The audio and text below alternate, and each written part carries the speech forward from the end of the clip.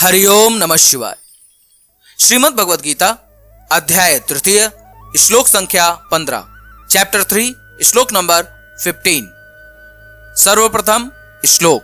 कर्म ब्रह्मोद्भवं विद्धि ब्रह्मचर्य समुद्भवं तस्मात् सर्वगतं ब्रह्म नित्यं यज्ञे प्रतिष्ठितम्।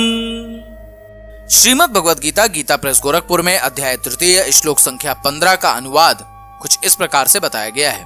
कर्म समुदाय को तू वेद से उत्पन्न और वेद को अविनाशी परमात्मा से उत्पन्न हुआ जान।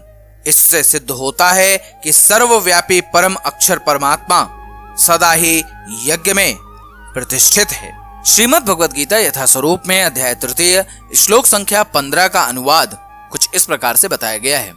वेदों में नियमित कर्मों का विधान है और ये वेद साक्षात श्री भगवान परम ब्रह्म से प्रकट हुए हैं। फलतः सर्वव्यापी ब्रह्म यज्ञ कर्मों में सदा स्थित रहता है।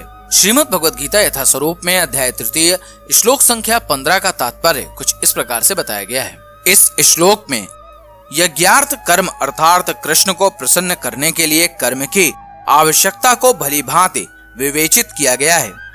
यदि हमें यज्ञ पुरुष विष्णु के परितोष के लिए कर्म करना है तो हमें ब्रह्म या दिव्य वेदों से कर्म की दिशा प्राप्त करनी होगी। अतः सारे वेद कर्म देशों की संहिताएं हैं। वेदों के निर्देश के बिना किया गया कोई भी कर्म विकर्म या अवैध अथवा पापपूर्ण कर्म कहलाता है। अतः कर्म फल से बचने के लिए सदैव वेदों से निर्देश प्राप्त करना चाहिए। जिस प्रकार सामान्य जीवन में राज्य के निर्देश के अंतर्गत कार्य करना होता है, उसी प्रकार भगवान के परम राज्य के निर्देशन में कार्य करना चाहिए। वेदों में ऐसे निर्देश भगवान के श्वास से प्रत्यक्ष प्रकट होते हैं। बृहदारण्य उपनिषद में कहा गया है, अस्य महतो भूतस्य निश्वसितम् एतद् यद ऋग्वेदो यजुर्वेदः सामवेदो अथर्वांगिरसः। अर्थात चारों वेद ऋग्वेद यजुर्वेद सामवेद तथा अथर्वेद भगवान के श्वास से उद्भूत हैं। ब्रह्म संहिता से प्रमाणित होता है कि सर्वशक्तिमान होने के कारण भगवान अपने श्वास के द्वारा बोल सकते हैं। अपनी प्रत्येक इंद्रिय के द्वारा अन्य समस्त इंद्रियों के कार्य संपन्न कर सकते हैं। दूसरे शब्दों में भगवान अपनी निःश्वास के द्वारा बोल सकते हैं और वे अपने नेत्रों से गर्भाधान कर सकते हैं। वस्तुतः यह कहा जाता है कि उन्होंने प्रकृति पर दृष्टिपात किया और समस्त जीवों को गर्भस्थ किया।